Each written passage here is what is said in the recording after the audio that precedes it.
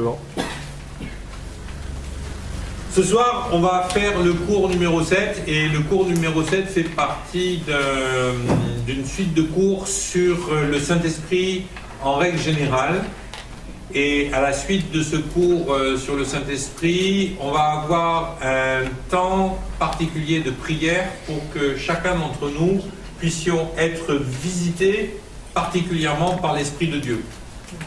Amen. Et le troisième cours de cette trilogie s'appelle Plus loin dans le fleuve. Et le but de ce cours, Plus loin dans le fleuve, c'est de vraiment nous permettre aux uns et aux autres d'aller plus loin justement dans le fleuve de l'Esprit. Parce qu'on s'apercevra certainement au cours de ces trois cours que notre notion de ce qu'est de vivre dans l'Esprit est parfois restreinte. Mais au-delà de toutes les manifestations du Saint-Esprit et au-delà de tout ce que l'on peut vivre prophétique dans le Saint-Esprit et dans tout ça, il y a quelque chose qu'il est bon de remarquer, c'est que ce n'est pas aux manifestations de l'Esprit que l'on peut juger de la spiritualité de quelqu'un ou pas, mais c'est au fait qu'il porte du fruit. Alors, on va commencer ce cours en expliquant une première chose, c'est que souvent, lorsque l'on parle de porter du fruit, on a une vue vraiment très restrictive et très faussée de ce que signifie porter du fruit. Vous savez, souvent on dit « Oh, un tel, il porte beaucoup de fruits parce qu'il a fait une œuvre, parce qu'il y a des conversions, parce qu'il a une grande église, parce qu'il fait un travail social, ou un tel, il porte beaucoup de fruits parce qu'il a prêché, il y a eu des guérisons, des délivrances, des trucs comme ça. » Et on assimile le fruit porté à des actions et à des choses qui sont quantifiables. Or, mes amis, lorsque Dieu nous parle de porter du fruit, c'est pas de ça qu'il nous parle. Parce que ça voudrait dire que si on n'arrive pas à mener quelqu'un au Seigneur, on n'a pas porté du fruit, donc on va être retranché, on va être jeté au feu. Vous êtes bien d'accord que ce ne serait pas logique que porter du fruit, ça soit simplement le fait d'avoir amené des âmes au Seigneur, ou d'avoir fait de bonnes choses, ou d'avoir une grande église, donc je porte beaucoup de fruits, ou si j'ai une petite église, je porte peu de fruits. Porter du fruit, ça n'a strictement rien à voir avec ce que l'on fait. Porter du fruit, ça a quelque chose à voir avec ce que l'on est. Et quand on parle de porter du fruit, et quand la Bible nous dit « si vous ne portez pas de fruit, vous allez être retranchés et jetés au feu », ou « si vous portez du fruit, Dieu va venir vous émonder pour que vous en portiez encore plus », il n'est pas question des résultats quantifiables de votre ministère, il est question du fruit de l'Esprit. Amen. Amen. Alors, je vais juste demander, Gaël, en fin de compte, j'ai besoin du tableau, si tu peux aller le chercher, pendant que je continue avec Nathan, si vous pouvez descendre le tableau et puis le mettre, et puis trouver les marqueurs, parce que je vais en avoir besoin en fin de compte, je me suis trompé. J'ai plus les transparents. Avant, j'avais des transparents et tout, mais maintenant qu'on a des vidéoprojecteurs et qu'on est moderne, on n'a plus les transparents, j'ai plus rien pour les mettre. Alors, du coup, je sais plus quoi faire sans mes transparents, je vais faire les schémas au tableau. Vous m'en voulez pas trop de les faire à la main, vous allez voir combien que je dessine bien. Allez, donc, mes amis, porter du fruit, c'est quoi? Eh bien, c'est porter le fruit de l'esprit. Et ce qu'on a besoin, c'est d'apprendre à ce que ce fruit il soit de plus en plus marqué et flagrant. Dans l'évangile de Jean, au chapitre 7, verset 38, il nous dit « Celui qui croit en moi, des fleuves d'eau vive couleront de son sein, comme le dit l'Écriture. Il dit cela de l'Esprit que devaient recevoir ceux qui croiraient en lui. » Donc, première bonne nouvelle, l'Esprit, tous ceux qui croient en Jésus le reçoivent. Amen. Amen. Ok? Vous avez tous cru en Jésus ici? Oui. Christopher, tu as cru en Jésus, mon poussin? Il a cru en Jésus aussi. Donc, Christopher, tu as reçu l'Esprit ou pas? Amen. Amen. Irène, amen. Tu crois en Jésus? Tu as reçu l'Esprit? Oui. Tu as reçu l'Esprit? Tu crois en Jésus? Tu as reçu l'Esprit? Catherine. Moi, je ne dis pas. Tu as reçu l'Esprit? Je pense. Ah ben ouais. Encore heureux. Pourquoi? Est-ce que tu crois en Jésus? Oui, oui. Donc forcément tu as reçu l'Esprit. Oui, oui. Et là vous allez comprendre que je fais une distinction, et on le verra, on l'a déjà vu dans le cours sur les 4 baptêmes, mais on le verra de nouveau dans le prochain cours sur les dons d'esprit. Il y a une différence entre recevoir l'Esprit et les dons de l'Esprit. Il y a quelque chose de différent là. Et vous allez voir que recevoir l'esprit, c'est quelque chose qui est automatique pour n'importe qui est né de nouveau, puisqu'il est né d'eau et d'esprit.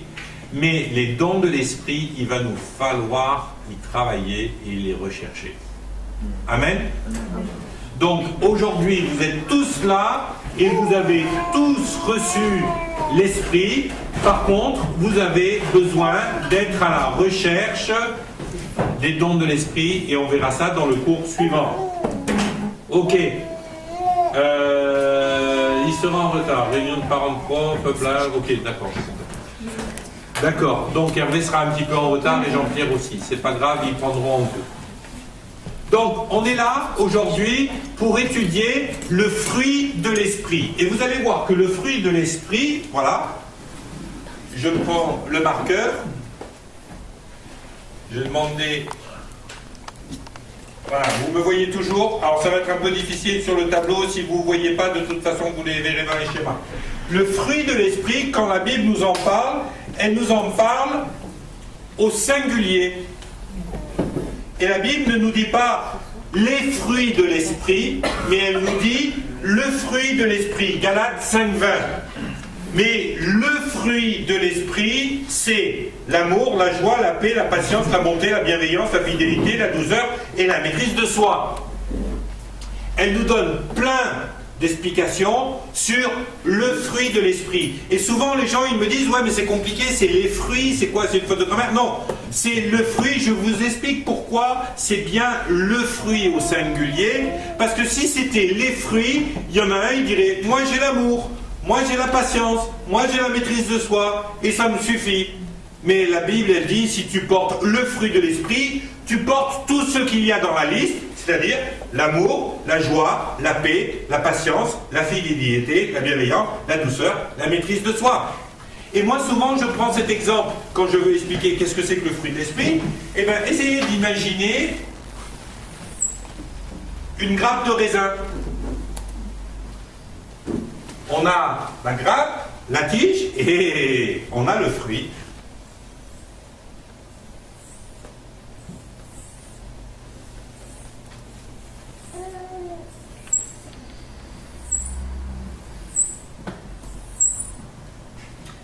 Ça ressemble à une grappe maintenant.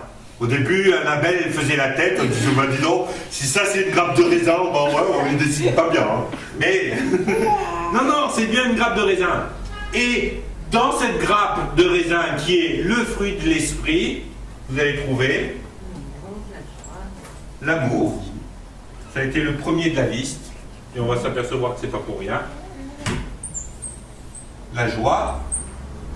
Ensuite, la paix.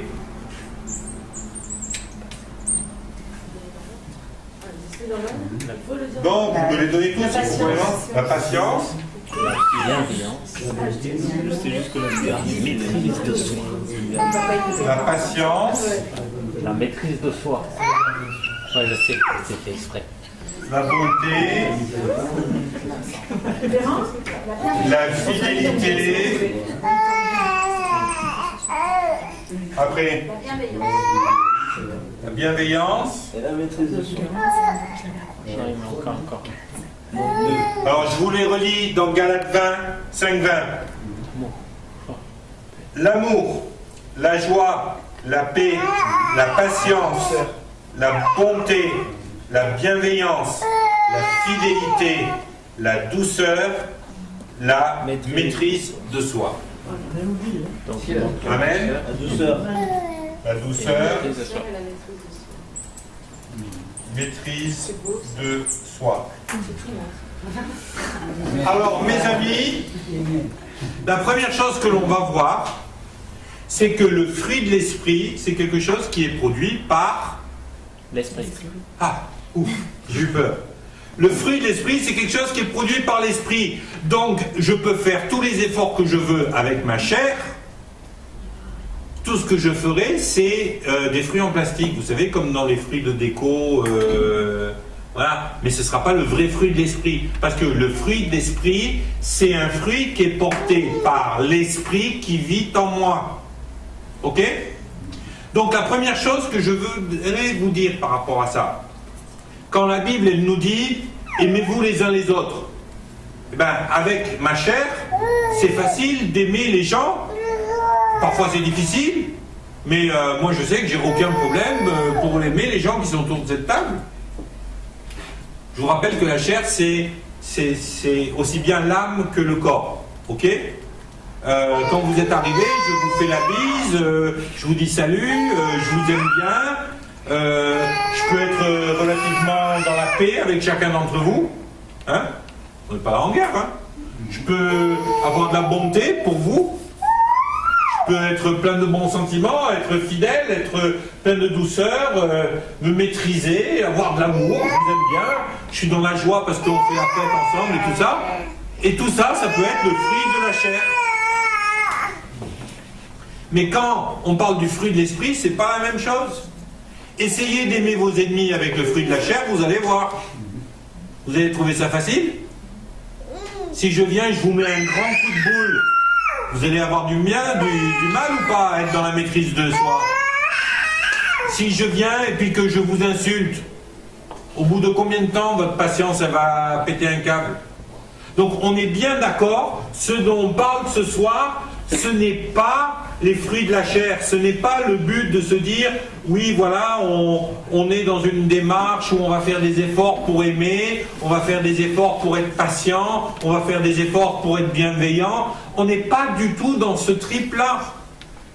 On étudie le fruit de l'esprit, autrement dit notre travail à nous, si on veut porter du fruit, c'est pas de faire des efforts pour aimer son prochain ou pour se maîtriser, ou c'est pas de faire des efforts pour être plein de bonté ou de bienveillance, mais c'est faire des efforts pour marcher dans l'esprit plutôt que marcher par la chair. Amen. Et c'est pour ça qu'il est question du fruit au singulier, pas des fruits. Parce que si vous les prenez individuellement et que vous essayez de vous les appliquer, peut-être que vous allez réussir. Peut-être que vous allez réussir, vous allez dire, allez, moi là j'ai vraiment besoin, je suis ici, j'ai besoin de monter, allez, je vais monter. Allez, premier truc, c'est la maîtrise de soi. Mais écoutez, on n'est pas des animaux, hein. Vous arrivez à vous maîtriser, et puis vous croyez que les gens dans la rue, ils n'arrivent pas à se maîtriser? Ah non, les gens dans la rue, ils arrivent à se maîtriser. Et quand vous vous levez le matin pour aller bosser, vous vous maîtrisez. Parce que votre soi, votre moi, votre toi, votre quoi, je sais pas, eh ben, il n'a qu'une envie, c'est de rester sous la couette. Surtout quand il fait froid. Surtout quand il n'y a pas d'eau chaude et qu'on ne sait pas comment on va prendre sa douche. Hein? Et là, ben, vous vous maîtrisez ou pas quand vous avez besoin d'aller bosser? Vous vous maîtrisez. Est-ce que c'est spirituel? Non. La douceur. Tu es douce avec ton bébé? Est-ce que c'est parce que tu es chrétienne? Non. C'est parce que tu es une maman. Est-ce que c'est spirituel? Non. On est bien d'accord. Les mamans du monde, elles sont capables d'être pleines de douceur avec leur bébé. Moi, j'ai jamais vu une maman prendre son bébé, le mettre au sein, allez, bouffe. Vous arriveriez à l'imaginer? Non, c'est impensable. Et pourtant, on est bien d'accord, c'est des gens du monde, c'est pas l'esprit. La bienveillance, la fidélité, mais il y a des gens, ils sont fidèles toute leur vie à des causes, à des systèmes politiques, à des pensées, à leurs femmes, à leurs enfants. La fidélité, il y en a plein qui sont fidèles à des tas de choses. Est-ce que c'est l'esprit? Non. Donc vous voyez, tout ce que l'on décrit là, individuellement, on peut le vivre dans la chair. On peut le vivre avec nos propres forces. Mais ce que Dieu nous demande, c'est pas de vivre ça avec nos propres forces, parce que ce serait les fruits de la chair dans ces cas-là. Lui, ce qu'il nous demande, c'est de vivre ça magnifié par 1 milliard. Et l'amour qu'il nous demande de porter pour les autres, il est multiplié par 1 milliard. En vérité, aujourd'hui, il faudrait qu'il soit multiplié par 7,01 milliards. C'est le nombre de personnes sur la Terre. Est-ce que vous vous sentez capable d'aimer plein d'amour pour 7 et quelques milliards de personnes sur la Terre? et de leur donner le même amour, la même affection. Vous êtes capable de faire ça? Non. Pourquoi? Parce qu'avec votre chair, vous en êtes tout simplement incapable. Il s'agit là d'un amour multiplié, magnifié, c'est l'amour de Jésus-Christ. L'amour de l'Esprit de Dieu à travers vous. Ce n'est plus moi qui vis, c'est Christ qui vit en moi. Donc quand on parle de porter le fruit de l'Esprit, on ne parle pas d'essayer de plaquer nos bons sentiments humains qui n'ont rien de mauvais en soi, hein, mais on cherche à vivre dans l'Esprit notre relation avec autrui et notre relation avec le monde. Amen? Est-ce que ça vous parle? Ok? Moi, mes amis, j'ai essayé pendant longtemps d'aimer mes ennemis avec ma chair. Eh ben, je peux vous garantir, j'ai jamais réussi. J'ai jamais réussi à aimer mes ennemis avec ma chair. Pourquoi? Parce que mes ennemis, ma chair, elle n'a qu'une envie, c'est de leur mettre son poing sur la gueule. Si ce n'est pas le cas pour vous, je ne sais pas de quoi vous êtes fait, hein. Peut-être que vous êtes arrivé à une sainteté que moi j'ai pas. Alors dans ces cas-là, priez pour moi et montrez-moi. Par contre, ce que je sais, c'est que j'ai réussi à plusieurs reprises à aimer mes ennemis. À vraiment aimer mes ennemis. J'ai même appris à donner à mes ennemis au-delà de ce que j'avais pour moi-même. Mais ça, c'est pas la chair. Ça, j'étais là, puis la chair, elle disait non. Et je le faisais quand même parce que l'esprit en moi vivait le truc. Amen. Ne cherchons pas à vivre avec nos propres forces des choses que nos propres forces ne sont pas capables de faire. Et moi, ça m'est arrivé d'être dans l'incapacité d'aimer quelqu'un pour X raisons, et tout d'un coup, le Saint-Esprit descend sur moi, et je me retrouve avec un amour surnaturel pour la personne, alors que la personne, elle m'a pourri l'existence. Et j'ai été capable de pardonner des trucs, mais on m'aurait dit, tu vas être capable de pardonner ça? Je dis, tiens, amuse-toi, tiens, essaye, tu vas voir un peu comment je vais te pardonner. Et les gens, ils me font ça, et pire, et puis je les pardonne, je leur ai pardonné, et je les aime. Et il y a des gens, je peux vous garantir, qui m'ont pourri l'existence, et que j'aime. Et quand j'apprends qu'ils sont en problème, j'ai mon cœur qui saigne, et ça me fait souffrir, parce que je les aime. Alors, comment je fais? Ben, je ne suis pas Superman, je porte à ce moment-là le fruit de l'esprit. Amen. Et vous allez vous apercevoir que porter le fruit de l'esprit, c'est une question de choix. Porter le fruit de l'esprit, c'est pas quelque chose qui vous tombe dessus par hasard. Ah, Dieu m'a donné une grâce merveilleuse, c'est particulier. Non, c'est une question de comment je vais me positionner. Est-ce que je vais vivre dans la chair ou est-ce que je vais vivre dans l'esprit? Alors, très important sur ce cours, au-delà de ce que vous entendez ce soir, qui n'est pas forcément écrit dans le cours, il y a une étude dans le cours qui touche chaque point, chaque fruit de l'esprit en détail, de façon à ce que vous puissiez l'économiser. Moi, je vais les survoler, mais lisez bien le cours, parce qu'il y a des références, il y a des versets bibliques, et des explications que je ne donnerai pas ce soir. Parce que ce soir, je veux mettre l'accent sur comment on va vivre ce fruit-là, pas sur comment chaque fruit est dans le détail. Donc, chaque détail de chaque fruit, c'est écrit, mais ce soir, l'idée, c'est de comprendre comment on va vivre le fruit de l'esprit. Et vous savez comment on vit le fruit de l'esprit? Ben, il n'y a pas 50 solutions. C'est en laissant l'esprit prendre la place dans notre vie. Je vais vous donner une vieille histoire. Moi, j'aime les paraboles, qu'elles soient dans la Bible ou pas dans la Bible. Une parabole, c'est un outil de travail. Hein. Ça a été l'outil de travail de Jésus. Donc moi, j'aime bien utiliser le même outil que Jésus. Et il y a des paraboles qui sont excellentes. Et moi, j'aime bien les Indiens, donc j'aime bien les paraboles avec les Indiens. Un jour, un petit Indien qui va voir son grand-père, puis qui dit à son grand-père, écoute, papy, là, bientôt, tu vas rejoindre les plaines éternelles, là, Et avant que tu partes, j'aimerais bien te poser une question. Le grand-père, il dit, ben, pose une question. Alors voilà, papy, depuis que je suis tout petit, depuis que je te connais, je te vois gagner ta vie en gagnant aux courses de chiens de traîneau. Tu organises des courses de chiens de traîneau, et puis je te vois, à chaque fois tu gagnes, quoi. Quand tu mises sur le chien blanc, tout le monde mise sur le chien noir, et c'est le chien blanc qui gagne.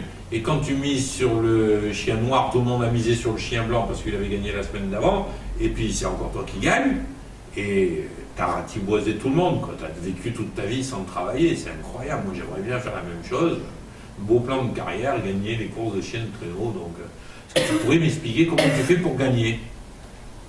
Et là, le grand-père lui dit, ben écoute, c'est très simple, les 2 chiens sont à moi, donc celui que je veux voir gagner, je le nourris bien pendant toute la semaine. Et le week-end, au moment de la course, c'est lui qui gagne. Et l'autre, je le fais jeûner. Ben, mes amis, pour porter le fruit de l'esprit, c'est exactement la même chose. Alors, c'est pas un chien qu'on nourrit, mais qu'est-ce que vous nourrissez dans votre vie le plus? Est-ce que vous nourrissez votre vieille nature, ou est-ce que vous nourrissez votre nouvelle nature le plus tout au long de la semaine? Et là, mes amis, je vais vous donner quelques exemples qui vont vous paraître typiques. Alors, il n'y a aucune accusation dans rien de ce que je dis, mais vous allez forcément vous reconnaître, puisque moi, je me reconnais dans ces choses-là aussi. Donc, puisque moi, je m'y reconnais, vous allez certainement vous y reconnaître. Il y a des choses qui nourrissent l'âme. Il y a des choses qui nourrissent notre corps, et il y a des choses qui nourrissent notre esprit. Ok? En fonction de ce que vous allez nourrir le plus, vous allez savoir qui c'est qui va gagner la bataille dans votre vie, et qui c'est qui va régner sur votre vie. Si c'est votre corps, votre âme ou votre esprit. Ok? Ben, je vous prends un exemple tout simple. Si vous passez toute votre semaine à regarder, vous savez, tous ces trucs de télé-réalité qui ont de réalité que le nom, parce que à mon avis, si les gens sont aussi stupides qu'il y a à la télé-réalité, c'est que vraiment, il y a des gens plus stupides encore que je l'aurais imaginé. Alors, imaginez, toute votre semaine, vous regardez des choses comme ça. À votre avis, à la fin de la semaine, quand vous allez être confronté à quelque chose de spirituel, est-ce que vous allez être prête ou prêt? Maintenant, si tout au long de la semaine, vous lisez la Bible et vous priez, vous allez arriver à la fin de la semaine, vous allez réagir à quelque chose de spirituel, de façon spirituelle. Et comment vous allez réagir à vos enfants, à votre femme, à votre voisin, et à son besoin de relations tout à fait naturelles? Prenez votre corps. Si vous vous occupez de votre corps tellement bien que vous savez, vous avez ces adonis là qui passent des heures en salle de muscu, Mister Univers, ils ont le sourire ultra bright, ils prennent toutes les petites pilules, les compléments alimentaires qu'il faut, tous les machins, les trucs. Excusez-moi, mais vous les regardez la plupart du temps, vous dites, ah, un corps sain, ça c'est sûr, mais un pois chiche à la place du cerveau, il y a des chances. Hein. Toujours, j'ai vu à la télévision un reportage sur un mec qui dépense quand même 600 € par mois, 600 € par mois en compléments alimentaires et machin et tout ça, parce qu'il passe son temps devant le miroir à se regarder. Il est passé d'une dépression sévère, où il était en train de mourir hein, dans sa dépression, à... Et vous croyez que c'est mieux? C'est pas mieux. C'est une échappatoire, mais c'est pas mieux. Et vous savez, on appelle ça de la gonflette, mais le jour où il se dégonfle, bien. Parce qu'il ne faut pas rêver. Hein. Votre corps de 20 ans, vous l'avez quand vous avez 20 ans. Hein. Peut-être vous allez vous en arranger pour l'entretenir jusqu'à 30, peut-être 35, puis un jour, que vous le vouliez ou non, vous êtes là, et puis vous vous dites, oh pétard, j'ai 40 ans. Puis un jour, vous vous dites, oh pétard, j'ai 50 ans. Et si vous êtes fâché et que votre idéal de vie, c'était le corps de 20 ans, dans votre tête, quand vous avez 40 ans, vous avez l'impression que vous êtes mort et bon à jeter à la poubelle. Moi, j'ai 50 ans aujourd'hui, je peux vous dire, j'ai pas l'impression que mon corps, il est bon à jeter à la poubelle. C'est pas un corps de 20 ans. Ça, c'est sûr. Quand je faisais la bagarre avec Nathan sur le canapé, qu'il avait 10 ans et que moi j'en avais 30, ou 35, je gagnais. Là, si je fais la bataille sur le canapé avec Nathan, je ne vais pas pouvoir gagner. C'est clair. Il y a des choses que... Mais attendez, je suis bien dans ma peau. Ce gars, il n'est pas bien dans sa peau. Alors, en vérité, Dieu, il vous a donné un corps. Gloire à Dieu. Prenez soin du corps que Dieu vous a donné. Et moi, quand je vois des gens, ah non, non, non, ça c'est la chair, attends, j'en prends pas ça. Mais t'es fada ou quoi? Et si Dieu il a guéri les malades, c'est parce qu'il voulait que les malades soient guéris dans leur corps. Oh, t'es paralytique, mais c'est pas grave, dans l'esprit tu fonctionnes bien. Si Dieu vous fait ça, vous avez envie de lui dire quoi, vous? Moi, je l'enverrai bouler, hein. Et Seigneur, c'est quoi ce truc? Non, j'ai envie d'être guéri dans ta parole. Tu as guéri les paralytiques. Dieu, il s'occupe de votre corps. Il a envie de guérir les malades. Il a dit, voici les signes qui accompagneront ceux qui auront cru. Ils guériront les malades. Waouh! S'ils boivent du poison, c'est bien du corps qu'il s'agit. Cela ne leur fera aucun mal. Et c'est bien du corps qu'il s'agit. D'accord? Si un serpent est mort, ils ne seront pas malades. Dieu a décidé de s'occuper de votre corps. Et il vous demande, vous aussi, de vous en occuper. Après 40 jours dans le désert, Jésus eut faim. Ah, tu m'étonnes, 40 jours à jeûner dans le désert, tu m'étonnes qu'il a eu faim, le bon. Mais à côté de ça, eh ben, pourquoi il a eu faim? Parce que Jésus s'était incarné. Est-ce qu'il se serait incarné si ce n'était pas important, le corps? Moi, je vais vous dire, c'est inacceptable de se laisser aller physiquement. La Bible nous dit, vous êtes le temple du Saint-Esprit. Et moi, le temple du Saint-Esprit, j'ai envie d'en prendre soin.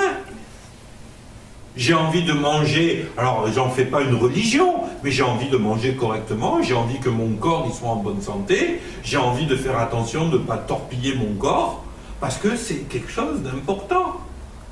Et franchement, eh ben, le temple du Saint-Esprit, ça veut dire que j'en ai besoin. Et franchement, si ce soir je prêche, si ce soir je vous enseigne, si ce soir je suis là devant vous, c'est bien parce que j'ai un corps. Vous m'écouteriez si j'étais juste une petite vapeur qui se baladait au-dessus de l'ordinateur, que je dirais, oh, une apparition, Michael est venu. Non, ce serait du délire. Ok? J'ai un corps et je veux en prendre soin parce que Dieu me l'a donné. Maintenant, est-ce que je peux me laisser gérer par mon corps? Ben non, je ne peux pas laisser mon corps conduire, parce que si je laisse mon corps gérer l'ensemble de ma vie, ça veut dire que je suis une bête. Alors je vais passer dans la rue, je vais voir une fille, je vais lui sauter dessus. J'ai besoin de me reproduire. Ah, super. Puis je vais courir à McDo, je vais sauter par-dessus le comptoir. Je vais bouffer, j'ai besoin de me nourrir. Ah, attendez, c'est pas parce qu'on a un corps et que c'est juste et bon d'avoir un corps qu'on va le laisser faire. Moi, mon corps, je suis obligé de lui dire, mon bonhomme, tu te calmes un peu. Ok? Ma femme, elle m'a expliqué, il paraît qu'il a pris un petit peu de truc là, parce que mon corps, il a tendance, le soir, devant la télé, à aller se taper dans les mon chéri, et puis dans le Lonzo. Et c'est vrai que si je le laisse faire, eh ben, entre les repas, il a envie de visiter le frigo. Ben, je vais pas le laisser faire, parce que j'ai envie que mon corps soit sain. J'ai envie que mon corps soit en bonne forme, j'ai envie que mon corps il aille de l'avant. C'est pour ça que je marche, c'est pour ça que je fais du sport, c'est pour ça que je fais attention à comment je mange, c'est pour ça que je fais attention de ne pas boire, c'est pour ça que je fais attention de ne pas fumer, c'est pour ça que je fais attention à des tas de choses, parce que j'ai envie que mon corps soit en bonne santé. Par contre, à côté de ça, je ne le laisse pas régner dans ma vie. Ensuite, il y a l'âme. Waouh! L'âme, c'est quoi? L'âme, ce n'est pas spirituel. L'âme, c'est l'ensemble de notre vie qui n'est pas matérielle, mais qui n'est pas spirituelle non plus. C'est-à-dire, c'est notre culture, c'est ce qu'on a appris, c'est notre intelligence, notre psyché, c'est nos émotions, c'est tout ce qu'on a eu comme enseignement, c'est nos souvenirs. Notre âme, c'est tout ça. Et Dieu, eh ben, il a envie qu'on prenne soin de notre âme. Alors, prendre soin de son âme, c'est quoi? Ben, quand je reçois les uns et les autres dans les entretiens de relations d'aide, c'est quoi le but? Ben, c'est de prendre soin de votre âme. Pourquoi? Parce que ben, parfois, dans notre âme, il y a des blessures. Il y a des blessures du passé, il y a des choses qui sont là, et puis, waouh! Notre âme, elle a souffert d'un truc, là. Elle a besoin d'être guérie, elle a besoin d'être touchée, elle a besoin d'être consolée. Donc ça, c'est un point. Mais à côté de ça, notre âme, elle a besoin d'autre chose. Vous êtes content quand vos conjoints, ils viennent vous faire un câlin et puis qu'ils vous disent « Ah, ma chérie, t'es belle ». Vous êtes contente? Pourquoi? Ça fait du bien à quoi? À votre âme. On a besoin d'entendre un compliment de son conjoint, on a besoin d'avoir une parole gentille, on a besoin d'entendre une parole gentille ou de donner une parole gentille. Qui c'est qui aime rire ici? Ah tiens. T'aimes rire, Émile? Oui. Mais tout le monde aime rire. Vous savez pourquoi? Parce que rire, c'est une thérapie de l'âme. Moi, je me souviens d'un frère qui se refusait de rire. Et c'était un peu incompréhensible. Alors un jour, un ami à moi, qui était pasteur, lui a posé la question, mais c'est parce qu'il ne faut pas plaisanter, la Bible nous dit qu'il ne faut pas plaisanter. Bon? Non, la Bible dit qu'il ne faut pas se moquer. Mais tu peux plaisanter sans te moquer. Vous croyez pas que ça fait du bien de rire? Mais mes amis, moi j'ai besoin de rire régulièrement. Et moi, il y a un gars, je vais vous dire, il devrait être remboursé par la sécurité sociale, c'est Gad Elmaleh. Moi, j'ai un coup de blues, je me prends le DVD de Gad Elmaleh, mais je les connais par cœur. Je dois en avoir 3 de DVD. Je les connais par cœur, mais à chaque fois que je me mets le DVD, je me pisse de rire dessus, quoi. Vous avez vu le sketch du papa avec le téléphone portable? Où le papa, hey, qu'est-ce que c'est ces téléphones portables? Il raconte, il y a la voix là, comment elle sait qui c'est qui me parle? Vous savez, vous n'avez pas de message. Il est excellent ce sketch. Et vous regardez le sketch, mais moi, je rigole. Et puis, une fois que j'ai bien ri d'avoir regardé ce truc, ben, je me sens mieux. Et parfois, vous avez des gens, non, ça c'est l'âme, ça c'est charnel, ça. Ah non, je ne vais pas voir un film parce que, oh, c'est pas spirituel. Hein. Autrement, ils vont voir un film. Et puis, ils vont essayer de trouver quelque chose de spirituel dans le film pour le prétexte, quoi, pour s'excuser d'avoir vu le film. Oh, pétard. Va voir un film. Moi, je me suis régalé l'autre jour à la télé avec les enfants. J'ai regardé L'Âge de glace, le 2 ou le 3. Je me suis régalé à voir ça. Mais moi, je me régale. Va voir un film. Détendez-vous. Prenez du temps. Vous savez, moi j'aime faire de la musique, j'aime écouter de la musique. Pourquoi? J'écoute pas que de la musique chrétienne. C'est bon, j'écoute pas que de la musique parce que il y a le message de l'évangile dedans. Non! De temps en temps, je m'écoute un bon morceau de jazz parce que ça me plaît. Puis j'essaie de comprendre comment le gars il a construit sa musique et tout ça. Alors oui, il y a des musiques, par contre, elles viennent nourrir votre âme de mauvaises choses. Alors vous faites le choix. Vous faites des choix dans votre musique. Moi, il y a des musiques que j'aimais beaucoup avant et puis que j'écoute plus. Pourquoi? Parce que les musiques, je les écoutais que quand j'étais complètement déchiré, quoi. Mais aujourd'hui, je ne vais pas aller écouter certaines musiques parce que je sais l'effet qu'elles ont sur mon âme. Mais à côté de ça, j'en écoute d'autres et je sais l'effet qu'elles ont sur mon âme et c'est un bon effet. Et même si ce n'est pas de la musique chrétienne, arrêtez de dire la musique chrétienne c'est de Dieu et la musique pas chrétienne c'est pas de Dieu. La musique, ça ne peut pas être du diable. C'est pas la musique qui est de Dieu ou du diable, c'est ce que vous mettez dedans qui va être de Dieu ou du diable. Mais la musique, ça fait du bien à l'âme. Alors écoutez de la musique qui vous fait du bien. Maintenant, moi, je vais vous dire une chose. Il y a des fois, bon, moi, j'aime bien, parce que c'est ma génération et tout, j'aime bien le rock, j'aime bien la musique péchue, j'aime bien les trucs comme ça. Mais, et ça n'a rien à voir avec les rythmes, hein, mais il y a des fois, je suis sur la radio, je suis en train de conduire, moi j'écoute la radio surtout dans la voiture, parce qu'à la maison j'ai pas trop le temps. Dans la voiture j'ai le temps, alors j'ai la radio. Et puis il y a des fois je suis là en train d'écouter la radio, puis il y a une musique qui commence, et puis je m'aperçois que mon style de conduite va changer. Parce que je me retrouve avec une musique hyper agressive, un truc comme ça, et vous sentez que, voilà, ça pèse sur l'âme. Donc choisissez ce que vous faites. Comme vous choisissez une bonne nourriture pour votre corps, ben, choisissez une bonne nourriture pour votre âme. Mais maintenant, mes amis, est-ce que c'est à votre âme de diriger votre vie? Non. Alors on a vu, Dieu veut prendre soin de l'âme, il veut guérir votre âme, il veut la bénir, il veut que vous soyez heureux. Je connais les projets que j'ai pour toi, des projets de bonheur et non de malheur, il s'agit bien de l'âme, mais Dieu ne veut pas que votre âme vous gère. Pourquoi? Parce que votre âme, d'abord le diable il est champion pour la manipuler. Regardez comment c'est facile de tomber amoureux de la première icône qui passe devant vous, hein, qu'elle soit masculine ou féminine. Hein. C'est tellement facile de tomber amoureux. Ben, est-ce que ça vous permet d'avancer dans le plan de Dieu, ça? Pas forcément. Hein. Pas forcément. Ce serait facile. Combien de personnes sont tout d'un coup émues dans leur âme? Combien de personnes aussi se convertissent uniquement au niveau de leur âme? Moi, je vais vous donner un exemple, c'est l'exemple de ma petite sœur. Je l'ai vue se convertir 3 fois à cause de ses émotions dans des réunions, parce qu'elle a été touchée dans ses émotions. Mais est-ce qu'elle est née de nouveau, ma petite sœur? Non. Ah, mais à un moment donné, elle a été touchée dans ses émotions. Moi, je prie pour qu'un jour, elle ne soit pas touchée dans ses émotions, mais qu'elle soit touchée au fond d'elle-même, et qu'elle donne vraiment sa vie à Jésus. Et je vais vous dire une chose, vous savez à quoi vous voyez les gens qui sont touchés dans leurs émotions? Ils donnent, eh bien je vais te l'expliquer. Les gens qui sont touchés dans leurs émotions, ils ne donnent rien. Ils prennent.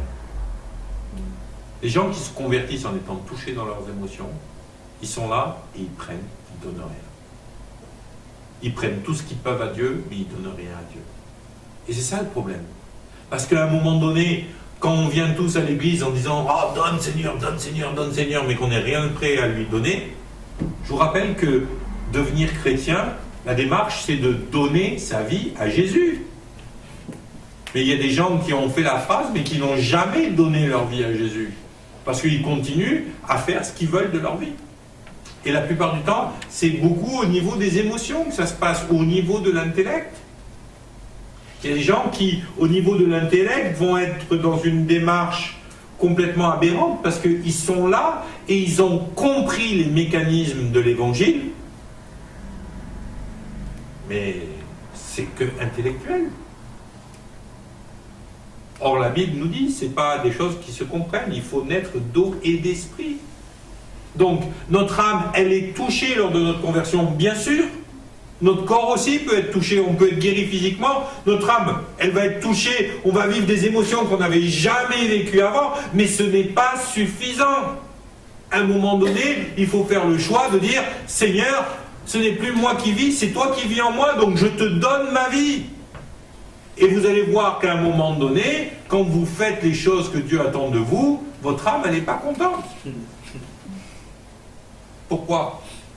Parce que la Bible nous l'explique très clairement. Notre chair, c'est-à-dire le duo âme-corps, a des désirs contraires à ceux de l'esprit. Et c'est pour ça que si on veut vivre une vie selon le plan de Dieu, il faut impérativement que ce soit notre esprit qui règne dans notre être, parce que notre esprit, lui, a des désirs qui vont dans le même sens que l'esprit du Seigneur. Amen. Je ne peux pas porter le fruit de l'esprit avec mon âme et avec mon corps. Maintenant, si je veux porter le fruit de l'esprit, il va falloir que je le mette en œuvre. Et ça, je ne vais pas pouvoir le faire sans mon âme et sans mon corps. Donc il faut qu'on prenne soin de notre corps, il faut qu'on prenne soin de notre âme, et il faut qu'on prenne soin de notre esprit. Qu'est-ce que je vais nourrir? Eh bien, je vais nourrir mon corps dans la limite de ce qui est bon pour lui. Je vais nourrir mon âme dans la limite de ce qui est bon pour elle. Et je vais nourrir mon esprit au-delà de toute limite, parce que de toute façon, je ne lui en donnerai jamais de trop. Amen. L'idée, c'est d'être équilibré. La plupart des chrétiens sont déséquilibrés. Alors, on est tous dans cette situation, tous des moments donnés où notre âme, elle prend le pas. Hein. J'espère que votre corps, il ne prend pas trop souvent le pas, parce que alors là, ça devient terrible. Hein. Mais notre âme, excusez-moi, mais elle prend régulièrement le pas sur l'esprit. Et quand on parle de combat spirituel, vous savez, moi parfois j'entends les gens, ils sont prêts à aller te chasser tous les démons de la terre, ils sont prêts à te chasser la reine du ciel à droite, le prince des ténèbres à gauche, le machin, le bouc, la chèvre, la brebis, le mouton, le canard, c'est toute la ménagerie qui passe. Mais excusez-moi, avant de faire ça, vous savez où est le vrai combat? Là. Seigneur, maîtrise mes pensées. Et là, la Bible, elle est claire. Seigneur, je veux amener toutes mes pensées captives. C'est un mot qui est fort, hein? Captives à l'autorité de Jésus-Christ. Et pour ça, il n'y a pas 50 solutions. Il faut que notre esprit règne en nous. Marcher selon l'esprit et pas selon la chair, c'est faire en sorte que notre esprit, qui a été ressuscité par le Saint-Esprit lors de notre nouvelle naissance, que notre esprit grandisse et prenne le pouvoir. Le problème, mes amis, c'est que... Allez, qui c'est qui a jeûné cette semaine? Ok. Donc, Christopher, tu as jeûné cette semaine? Ok. Donc, parmi nous, il y a Christopher qui a jeûné cette semaine, qui a fait jeûner son corps cette semaine. Ok? Alors maintenant, je demande à personne de lever la main, mais je vous pose une question et vous y répondez dans votre cœur. Qui c'est qui a jeûné de parole de Dieu cette semaine? Qui c'est qui a laissé passer un jour sans rentrer dans la parole, la méditer, y réfléchir, prendre du temps pour savoir ce qu'elle dit, prier? Je ne vous parle pas de, allez, il faut que je lise la Bible tous les jours, au moins un chapitre, donc, oh là, je vais me coucher, j'ai oublié de lire la Bible, et puis je lis un chapitre vite fait avant de m'endormir parce que je me suis fixé une loi. Hein. Je ne vous parle pas de ça, je vous parle de méditer la parole, de la laisser passer. Ben, vous savez, je ne demande pas à lever la main, parce que je veux mettre personne mal à l'aise, mais la plupart du temps, on fait jeûner notre esprit. On va faire jeûner notre esprit de prière, on va faire jeûner notre esprit de méditer la parole de Dieu, on va faire jeûner notre esprit de la louange, on va faire jeûner notre esprit. Et la plupart des chrétiens ne vivent leur vie spirituelle que de réunion en réunion. Il y a même des chrétiens qui le vivent de conférence en conférence, parce qu'ils ne vont pas à l'église. Donc, de temps en temps, ils se font une conférence. Génial. Et puis après... jusqu'à la prochaine conférence. Mais mes amis, ça, c'est pas des vies chrétiennes épanouies. Ça, c'est du pipeau. Ça, c'est... Même là, c'est même pas l'esprit qu'on nourrit la plupart du temps, c'est notre âme. Ah, qu'est-ce qu'on s'est fait du bien pendant la conférence. Mais mes amis, c'est pas ça, la vie chrétienne. La vie chrétienne, c'est quand tous les jours, je nourris mon esprit et je fais en sorte que mon esprit ait suffisamment à manger pour qu'il soit en mesure de vaincre mon âme et mon corps. Pas afin de les détruire, mais afin de les contrôler.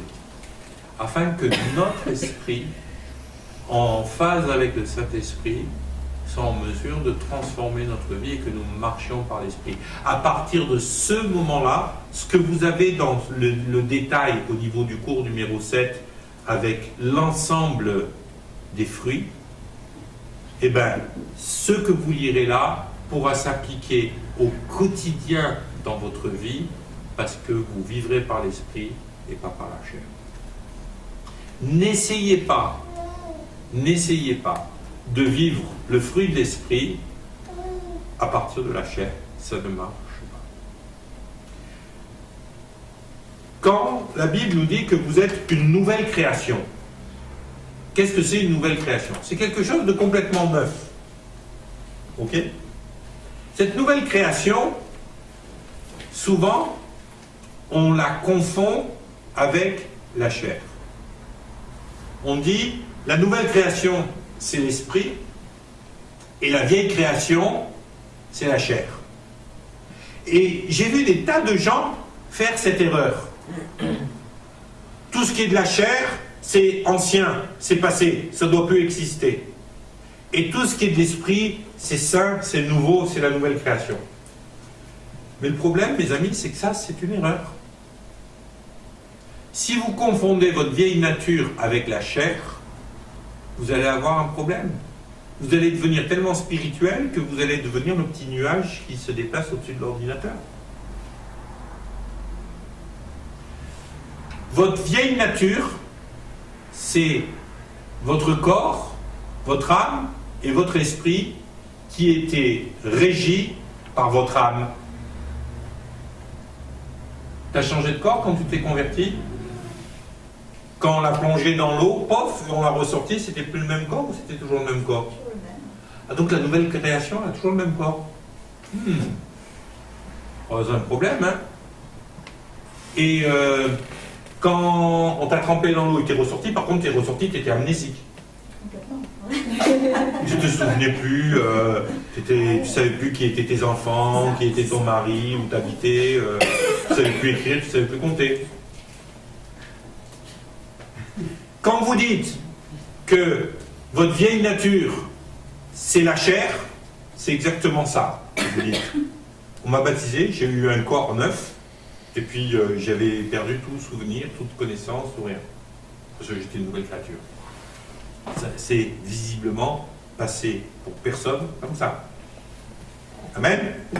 J'espère pour vous en tout cas. Alors maintenant, ça veut dire quoi? Ben, ça veut dire que si elle est une nouvelle créature, mais qu'elle a ses souvenirs et qu'elle a toujours le même corps, c'est que c'est pas ça qui était l'ancienne créature. L'ancienne créature, c'était l'ancienne façon de fonctionner qu'elle avait. Dans son ancienne façon de fonctionner, elle avait une vie qui était gérée par quoi? Par son âme. C'est-à-dire par ses émotions, par ces choses-là. Résultat, c'est quoi? Eh bien, elle a dépensé une fortune en psy. Ouais, c'est un peu, j'espère que tu arrêtes de dépenser une fortune en psy. Hein. Voilà. Mais le problème, c'est que l'âme, elle n'a pas les désirs de l'esprit. La nouvelle création que la Bible nous dit, c'est quoi? C'est tout d'un coup, dans ce duo âme et corps, il y a l'esprit qui a été ressuscité, il est né de nouveau, il est devenu une nouvelle partie de ce trio, et il décide de prendre le pouvoir. Et là, c'est une nouvelle création. Pourquoi? Parce que c'est fini le duo âme-corps. Aujourd'hui, c'est un trio avec le corps et l'âme qui sont au service de l'esprit pour marcher dans la destinée que Dieu a décidée pour sa vie. C'est ça, vivre en nouveauté de vie. C'est ça de vivre dans la nouvelle création. Alors, il y a beaucoup de confusion autour de tout ça, et puis parfois on est en plein de confusion par rapport à ça. N'en voulez pas aux gens qui sont confus par rapport à ça. Au contraire, moi je prie pour qu'ils se révèlent. Mais moi, il y a quelques années, après quand même plus de 15 ans de ministère, Dieu m'a parlé de ça et j'ai compris. Et j'ai compris. J'ai compris que Dieu avait fait une nouvelle création, mais que c'était pas mon corps qui avait changé, c'était pas mon âme qui avait changé, c'était mon esprit qui était né de nouveau et qui prenait le contrôle. À partir de là, mes amis, vous allez voir que vivre dans l'esprit, c'est beaucoup plus facile qu'on l'imaginait. Parce que la plupart du temps, quand on vit un échec alors que l'on veut vivre dans l'esprit, on vit un échec pourquoi? On vit la plupart du temps un échec parce qu'on est parti dans un déséquilibre. On a l'impression qu'il faut jeter notre corps. On a l'impression qu'il faut haïr notre âme. On a l'impression que l'âme, elle ne peut pas faire partie de cette nouvelle créature. Et alors, comme on a cette impression et qu'on essaye de vivre que dans l'esprit, on finit par être mystique et religieux. Et le mysticisme et la religion n'a jamais rien apporté. Et en plus, c'est impossible de vivre ces choses-là, puisque de toute façon, je vais vous dire, hein, notre corps, il se rappelle à vous rapidement. Hein. Je vais vous donner un exemple.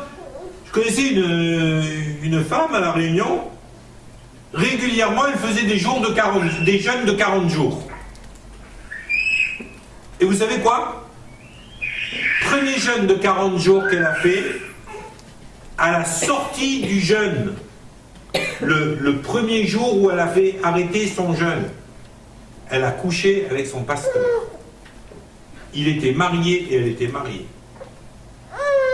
Deuxième jeûne de 40 jours qu'elle a fait quelque temps plus tard, à peu près un an plus tard, à la fin du jeûne de 40 jours, non, pardon, le premier, elle a amené le responsable de son église en dépression. Le deuxième jeûne, elle a couché avec le pasteur de la nouvelle église dans laquelle elle était. Le troisième jeûne de 40 jours, elle nous a explosé l'église à La Réunion. Avec la médisance et tout ça. Et à chaque fois, ça arrivait à la fin de son jeûne. Voilà ce qui se passe quand on essaye de vivre du mysticisme en maltraitant notre corps et notre âme.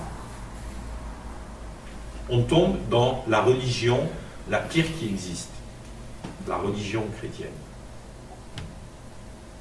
Et ça, c'est la chose la pire qui puisse exister. Pourquoi? Parce que la religion, c'est l'antithèse de Christ. Alors maintenant, pourquoi est-ce qu'il y a tellement de gens qui se font piéger là-dedans? Ben parce que le diable est malin. Et c'est la première chose qui va venir vous tenter. Vous savez, on dit souvent, quand le diable ne peut pas vous freiner, il va vous pousser. Ça veut dire quoi? Ben, quand il ne peut pas vous tenir loin de Christ, à un moment donné, il dit, bon, je n'ai pas pu le retenir, il est arrivé, ça y est, il a donné sa vie à Jésus, allez, je vais le pousser dans une extrême afin de l'écœurer et puis qu'il n'ait plus envie. Et là, on se retrouve dans des catastrophes. On se retrouve dans le mysticisme et la religion. Et le mysticisme et la religion n'ont jamais sauvé personne. Vous ne porterez jamais le fruit de l'esprit avec un esprit religieux. C'est impossible. Vous ne pouvez pas porter le fruit de l'esprit à partir de l'esprit religieux ou l'esprit mystique. Alors vous pouvez vous flageller tant que vous voulez, ça ne fera pas de vous quelqu'un plein de bonté, plein de patience, plein de paix, plein de bienveillance, plein de fidélité, plein de douceur, plein de maîtrise de soi, plein d'amour ou plein de joie. Et moi je vais vous dire, vous savez, parfois on se moque un peu en regardant ces vieux films là sur le catholicisme du Moyen-Âge où les mecs ils se flagellent comme ça et puis ils sont là, vous savez, je ne sais pas si vous avez vu le film Au nom de la rose, mais c'est ça, nous on hallucine devant ces choses-là, mais si vous voyez le nombre de chrétiens que j'ai vu se flageller, pas avec des fouets mais avec d'autres choses, mais c'est le même principe. C'est le même principe.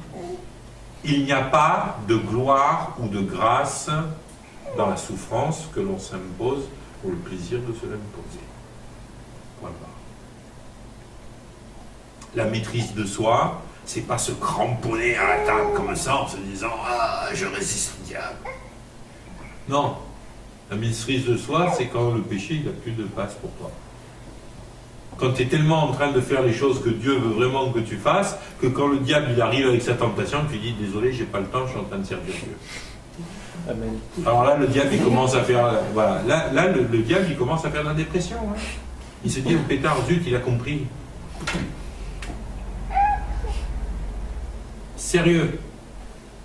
Le fruit de l'esprit, ça vient du fait que vous nourrissiez votre esprit. Que vous faites en sorte qu'il soit toujours branché sur le Saint-Esprit. Et que votre vie et votre relation avec Dieu fassent que vous portiez du fruit. Je vous rappelle ce verset de Jean qui est primordial. Si vous demeurez en moi et que je demeure en vous, c'est-à-dire si on est dans une relation intense, vous et moi, c'est Jésus qui parle à ses disciples, alors vous porterez du fruit en abondance.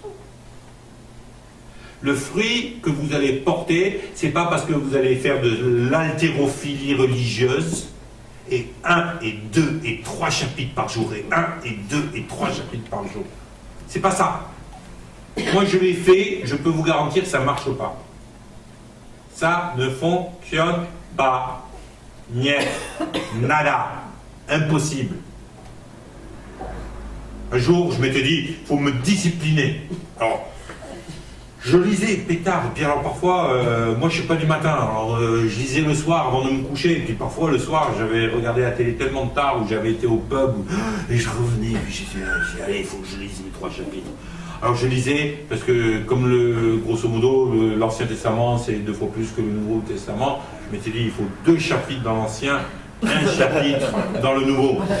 Et j'étais là, parfois c'était 1h du matin, j'ai sommeil, je tenais plus debout, et je me forçais à lire. Et vous croyez que ça a été efficace? Vous me demandiez, même pas, j'allais dire le lendemain, non, vous me demandiez à la fin, quand je fermais la Bible, de quoi ça parlait, je n'ai pas été capable de vous répondre.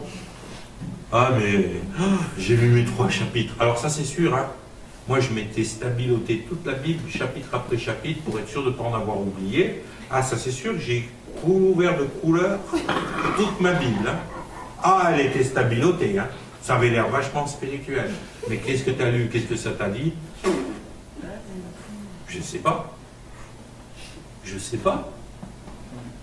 Vous voyez que ça m'a nourri? Non, ça ne m'a pas nourri. La seule chose que ça a pu nourrir éventuellement, c'est l'esprit religieux en moi. Ça... Mais à côté de ça, je vais vous dire, mon esprit, il était affamé. Puis je me souviens, la première fois que Dieu m'a vraiment parlé dans sa parole, mais de façon inversée. Il était là, c'était comme si je m'étais pris un TGV sur la tête. Et tout d'un coup, un verset qui pendant des semaines ne m'a pas quitté. C'est le truc de fou. Vous savez, le verset, vous vous réveillez, vous avez le verset dans la tête. Vous vous couchez le soir, vous pensez au verset. Vous êtes dans la voiture, vous avez le verset. Vous êtes au travail, vous avez le verset. Vous êtes en train de manger, vous avez le verset. Vous prenez votre douche, vous avez le verset. Vous allez aux toilettes, vous avez le verset. Et votre femme, elle vous parle, vous avez le verset. C'était le truc de fou. Waouh! Et le premier verset qui m'a vraiment fait ça, vous savez c'est quoi? C'est devenu le verset de mon ministère. Hein. Vous connaîtrez la vérité vous rendra libre. Et je l'ai médité pendant des semaines sans comprendre ce que ça voulait dire. Je l'ai médité matin, midi et soir pendant des semaines sans faire l'effort parce qu'il était là et j'avais rien d'autre dans la tête, sans savoir ce que ça pouvait vraiment vouloir dire. Mais après des semaines d'avoir médité ce verset, je peux vous garantir que ma vie spirituelle, elle avait changé. Amen. Amen. Alors vous ne faites pas la liste de nombres en vous disant oh Peter, combien de chapitres encore nombre, oh là là. Et puis tout d'un coup, au milieu du chapitre du livre des nombres, vous allez voir, il y a 2-3 perles qui sont extraordinaires. Je vous dis ça parce que franchement, ça vaut le coup de le lire. Il n'y a pas que des généalogies, des trucs comme ça dans le monde, il y a des perles qui sont extraordinaires. Et voilà, vous trouverez les perles le jour où vous laisserez l'esprit vraiment régner en vous. Amen. Donc si vous voulez marcher dans l'esprit, il va impérativement falloir vous laisser envahir par Christ. Qu'il demeure en vous et que vous demeuriez en lui. Et je vais vous dire, là, votre vie, elle va prendre une ampleur spirituelle que aucune des trucs religieuses que vous aviez essayé avant ne vous aura jamais procuré. Amen. Amen. Donc, le cours, je vais le mettre dans le dossier à partager. Alors, les amis d'Internet, ne quittez pas. Ne quittez pas, je vais essayer de ne pas faire une catastrophe. Attendez, tac, vous êtes toujours là. Hein. Ah, si jamais je vous perds en cours de route, vous me dites ah, on ne te voit plus. Alors, maintenant, Dropbox, ouvrir le dossier de la Dropbox. Tac, là c'est le cours numéro 7. Alors, je fais copier. Ensuite, je viens, partage les cours, coller. Et là, j'essaie de récupérer les amis sur Internet, si je ne les ai pas paumés. Vous êtes toujours là, les amis, sur Internet? Oui, on dirait. J'espère. Oh, j'espère qu'ils sont là. Ah oui, j'en vois qui réagissent. Oui, yes, JP et UI. Isabelle. Isabelle est trop fatiguée, elle n'arrive pas à taper le O avant le UI. Le cours est dans la Dropbox. Oui, pourquoi? Oh, voilà. Alors, Amy, elle nous fait. Ça doit vouloir dire quelque chose de vachement bien, je suis sûr. Je suis no comment. Voilà, elle est fatiguée. Voilà, alors, le cours. Le fichier est dans la Dropbox, donc là tout le monde doit avoir la Dropbox normalement installée. Mickaël, j'ai jamais reçu ton mail en fait. Oh, me serais-je trompé dans l'adresse? Bon, alors il faut que tu me la redonnes et puis je vais te l'envoyer. Hein. Le mail de la Dropbox, tu l'as pas eu? J'ai dit à Alan, je dis tu guettes, dès qu'il arrive, il me dit oui et... Bon, alors je vais vous envoyer les mails à la Dropbox, parce que autrement, comment vous faites vos devoirs après hein? Toi, t'as reçu le mail à la Dropbox? J'ai reçu, j'ai pas pu charger... Si tu demandes à un moment donné... Oui, il faut que tu installes Dropbox sur ton problème truc. avec... Bon. Je mets dans la boîte. Voilà. En tout cas, voilà. Essaye de l'installer le plus rapidement possible, parce que c'est comme ça que vous récupérez les fichiers. Donc JP, mon ami JP, comme tu auras pu le remarquer, c'est systématique. À la fin du cours, je mets le mail dans la Dropbox. Ouais, quand même. Hein, vous avez vu l'efficacité hein? Bon. JP me répond very good en anglais. Yes. Voilà. Bon, donc les amis, on est bon pour ce soir. Alors, juste un petit rappel, si vous avez des questions, n'hésitez pas de m'envoyer un email en me posant vos questions, si vous avez des choses que vous ne comprenez pas. En règle générale, si vous faites vos devoirs et que vous lisez le texte, toutes les questions que vous risquez d'avoir, vous allez les trouver dans le texte des devoirs. Donc n'hésitez pas, faites-le, je vous rappelle que c'est obligatoire. Vous m'envoyez ensuite par email vos devoirs sur l'adresse formation@vled.fr. Il y en a beaucoup pour lesquels je n'ai encore reçu aucun devoir. Alors il y en a, je sais pourquoi, c'est par exemple, il y a eu un problème d'informatique pour Catherine, donc on va essayer de régler ce problème d'informatique. Et puis, voilà. Voilà, donc là, ça y est, ça marche depuis aujourd'hui. Alors, voilà, donc je fais ça tout de suite. Voilà, donc n'hésitez pas à poser des questions quand vous en avez, mais en règle générale, vous devez trouver les réponses sur vos devoirs. Si vous n'avez pas d'internet ou quoi, eh ben, vous les faites par écrit, vos devoirs, et vous me les donnez. Non, alors pas maintenant parce que je vais pas avoir le temps, mais essayez de les faire par email, comme ça vous m'envoyez tous sur mon email de formation. Voilà.